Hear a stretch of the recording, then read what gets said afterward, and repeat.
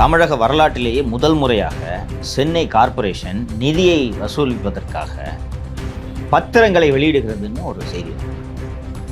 Bonds, அரசுகள் பத்திரத்தை வெளியிடும், மாநில அரசுகள் பத்திரத்தை வெளியிடும், மத்திய அரசும் பத்திரத்தை வெளியிடும். அதாவது அது பத்திரங்கள்னால் என்னென்னா, சென்னை மாநகராட்சி பத்திரங்களை வெளியிடும். அது அரசு வெளியிடக்கூடிய பத்திரம் இல்லையா? நீங்கள் அந்த பத்திரத்தை விலை கொடுத்து 5 லட்சம் 10 லட்சம்னு சொல்லிட்டு இந்த பத்திரம் இருக்கும். அந்த பாண்டை நீங்கள் விலை கொடுத்து வாங்கினீங்கன்னா 10 FD மாதிரின்னு வச்சுக்கோங்க. மாதம் மாதம் நம்மளுக்கு வட்டி தருவாங்க. அந்த பாண்டு மெச்சூர் ஆகும்போது இந்த வேல்யூவோட வரும். மாதம் தனி நபர்கிட்ட நம்ம வாங்குறத விடையும் அரசுகள் கிட்ட வாங்குறது வந்து உத்தரவாதம். இந்த பணத்தை மாநகராட்சி வாங்கி 5 வருஷம் கழிச்சு தானே திருப்பி தரணும். 10 இயர் பாண்டு 10 வருஷம் கழிச்சு தானே திருப்பி தரணும். அது வரைக்கும் மாநகராட்சி இதை பயன்படுத்தி கொள்ளும். இதுபோல் அரசுகள் தான் இது வரைக்கும் பாண்டு வெளியிட்டு வழக்கம். முதல் முறையாக 200 கோடியை சேகரிக்கும் அளவுக்கு சென்னை மாநகராட்சி பாண்டு வெளியிடுகிறது. இதற்காக ரிசர்வ் வங்கியிடம் அனுமதி பெறப்பட்டுள்ளது என்று சொல்கிறேன். நல்ல விவகாரம் தானே சார். எவ்வளோ மினிமம் சார்ஜ்னு கேட்டிங்கன்னா நான் கூட மாதம் வட்டி வாங்கிட்டேன். உங்களுக்கு பேங்க் அக்கௌண்ட்லாம் முடக்குனது இன்னும் போதாது என்று நினைக்கிறேன். இப்போ புதுசாக ஓப்பன் பண்ணியிருக்க அக்கௌண்ட்டையும் முடக்கணும். 5 லட்சம் ரூபாய் ஒரு பாண்டு 10 வருஷத்துக்கு. இப்போ ஏற்கனவே இந்த ஊழல்களை எல்லாம் நான் குறிப்பிட்டேன். இப்போ இந்த பாண்டு இவ்வளோ அவசரமாக நீங்கள் இந்த பாண்டு வாங்குறதுக்கான காரணம், மாநகராட்சி நிதி இல்லாமல் கடன் வாங்கியிருக்கிறது என்று மேயர் திருமதி பிரியா மாமன்ற கூட்டத்திலேயே சொன்னார். உங்களுக்கு தெரியும். அப்போ இந்த பாண்டு வாங்குறதுக்கான இவ்வளோ அவசரமாக மீண்டும் கடன் வாங்குவதற்கான தேவை என்ன? இதையும் கொள்ளையடிச்சிட்டு போயிடணும் இல்லையா? வேறு என்ன நோக்கம் இருக்க முடியும்? இதையும் இவர் அனுமதித்து கொண்டு தானே இருக்கிறார். நேற்று அந்த பத்திரிகையாளர்கள்லாம் சந்தித்து முதல்வர் உரையாடினார்.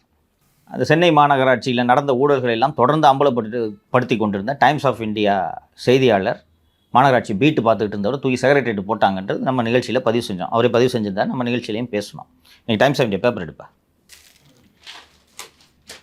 மொத்தம் எத்தனை விளம்பரம் வந்தது சொல்லுங்கள்.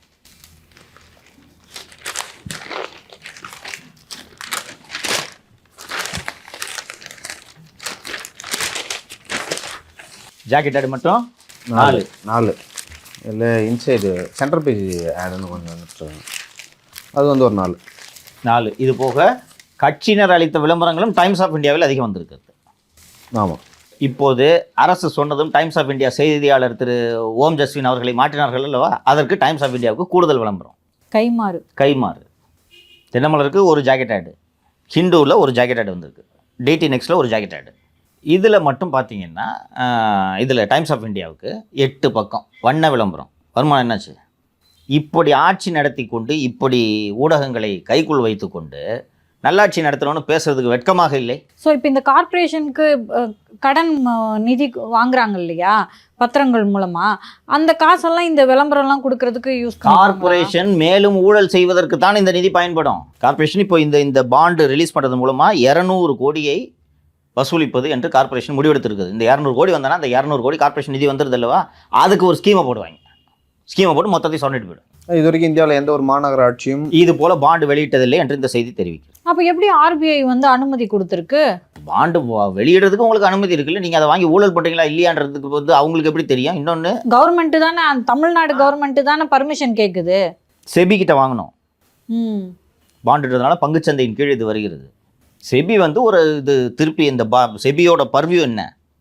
இந்த பாண்டை வாங்கக்கூடிய கார்ப்பரேஷன் சரியான முறையில் இந்த பணத்தை 10 ஆண்டுகள் கழித்து திருப்பி செலுத்துகிறதா? இந்த பாண்டை வெளியிடுவதற்கான அதிகாரம் இந்த நிறுவனத்திற்கு இருக்கிறதான்றது தான் செபியோட பர்வியூ. பார்த்துட்டு ஒழுங்காக திருப்பி தராங்களா, சரி ஓகே இவ்வளோ பட்ஜெட் போட்டிருக்காங்க, இவங்களுக்கு திருப்பி செலுத்தக்கூடிய கெப்பாசிட்டி இருக்குது. அந்த பாண்டை வாங்கி இவங்க திருட்டுத்தனம் பண்ணுறது செபிக்கு எப்படி தெரியும்? இப்போ ஒரு தனியார் நிறுவனம் IPOவில் ஃபண்டு ரைஸ் பண்ணி டுபாகோ வேலை பண்ணால் அந்த ஷேரை ஃப்ரீஸ் பண்ணுவாங்க. ஒரு கார்ப்பரேஷன் பாண்டு வெளியிடும் போது அதை வாங்கி என்ன செலவு பண்ணால் செவிக்கு என்ன? இது ஒரு அரசு நிறுவனம் இல்லவா? வெளிப்படையாக எப்படி சுரண்டுறாங்கன்னு பாருங்க. நம்ம தொடர்ந்து மாநகராட்சி புது ஸ்கீமா போடுறாங்க. ஆமா, ஒரு காலத்துல நம்ம கேள்விப்பட்டிருப்போம், பாலம் கட்டுறது இல்ல, கட்டிடங்கள் கட்டுவது இல்ல, இதில் தான் வந்து ஊழல் பண்ணுவாங்க. இப்போ கொஞ்ச நாளைக்கு முன்னாடி கூட நீதிபதி சொல்லியிருந்தாங்க, ஆட்சியாளர்களோட பேராசையால் இது வந்து ஒரு சிட்டியே வந்து கட்டிட காடுகளாக மாறி இருக்குன்னு. இப்போ ரொம்ப இறங்கி ஏழை மக்கள்கிட்ட பார்க்கிங்கு, துப்புரவு தொழிலாளிகள் கிட்ட அந்த பணம், டாய்லெட்ல அதில் அந்த பணம், இப்படி இறங்கிட்டாங்க சார் ஊழல் பண்றது. அரசின் பேரை சொல்லி அவங்க வந்து பிச்சை தான் எடுக்கல. ஆமா, மற்ற எல்லாமே பண்ணாங்க. இது பாண்டே பிச்சை தானே, வேற என்ன? வரியாக வசூல் செய்வது வேறு, பாண்டு வெளியிட்டீங்கன்னா பிச்சை தான். இது பிச்சை எடுத்து திருடணுமா? அப்படியே இன்னொன்று சார், ப்ராப்பர்ட்டி டேக்ஸ்லாம் வந்து நீங்கள் முன்னாடியே பே பண்ணிங்கன்னா உங்களுக்கு 5000 ரூபாய் கன்செஷன். இது ரொம்ப முக்கியம். இது ரொம்ப முக்கியம். அதாவது ஏற்கனவே வசூலானப்போ ரொம்ப கராராக இருந்து நிலுவையில் இருக்கக்கூடிய இந்த சொத்து வரியெல்லாம் வசூல் பண்ணிட்டாங்க. இப்போ அடுத்த ஸ்கீம் என்னென்னா அட்வான்ஸ் டேக்ஸ் கட்டுங்க, ப்ராப்பர்ட்டி டேக்ஸ். எப்படி இருந்தாலும் ஜூலை மாதம் கட்ட போகிறீங்க டேக்ஸு, இல்லை அல்லது இந்த ஆண்டுக்கு ஜூலை மாதம் கட்டணும் இல்லையா, முதல் அரை ஆண்டுக்கு ஜூலை மாதம் கட்டணும். இப்போ அட்வான்ஸாக கட்டினீங்கன்னா 5% உங்களுக்கு டிஸ்கவுண்ட். எப்படி இருக்கு? செப்டம்பர் மாதத்துக்கான காசு கட்ட சொல்கிறாங்க, அதையும் வாங்கி திருடுறது. இப்படி கொள்ளையடிக்கிற இந்த பாருங்க மாலதி, எல்லா கவர்மெண்ட்லேயும் ஊழல் நடக்கும். அதிமுக ஆட்சியில் நடக்கும், பிஜேபி ஆட்சியில் நடக்கும். நான் பல அரசு ஒப்பந்ததாரர்களை சந்தித்திருக்கிறேன். அதிமுகவில் 7%. ஓகேவா? கொடுத்தா வெண்ணெயில் கத்தி போகிற மாதிரி வேலை சீராக நடக்குன்றிருக்காங்க.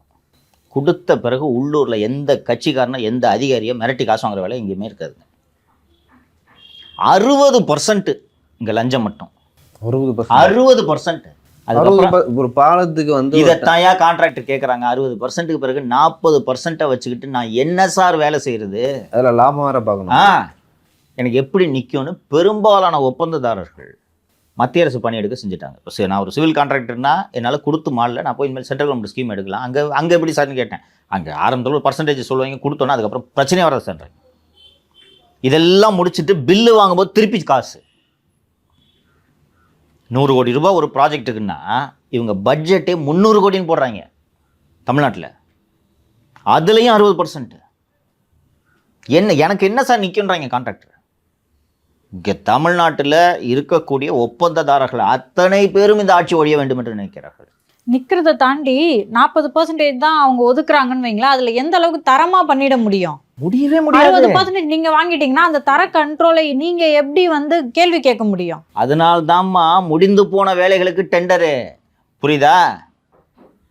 எப்படிலாம் சுரண்டுகிறார்கள் என்று பார்த்தீர்கள் என்றால், முடிந்து போன வேலைக்கு டெண்டர் விட்றாங்கன்னா இந்த முடிந்து போன வேலைக்கு டெண்டர் என்ற செய்தி வந்ததும் அதற்கு பொறுப்பான மாநகராட்சி ஏஇ ஸ்கொயர் ஒருவரை பணியிடை நீக்கம் செய்துவிட்டோம் என்று கார்ப்பரேஷன் கமிஷனர் தகவல் தெரிவித்திருக்கிறார். இங்கே மாநகராட்சியில் விசாரிச்சா சொல்கிறாங்க அவன் மாட்டிக்கிட்டான். எல்லா ஜோன்லையும் தான் நடக்குதுன்றாங்க. அத்தனை ஜோன்லையும் இந்த வேலை தான் நடந்து கொண்டிருக்கு.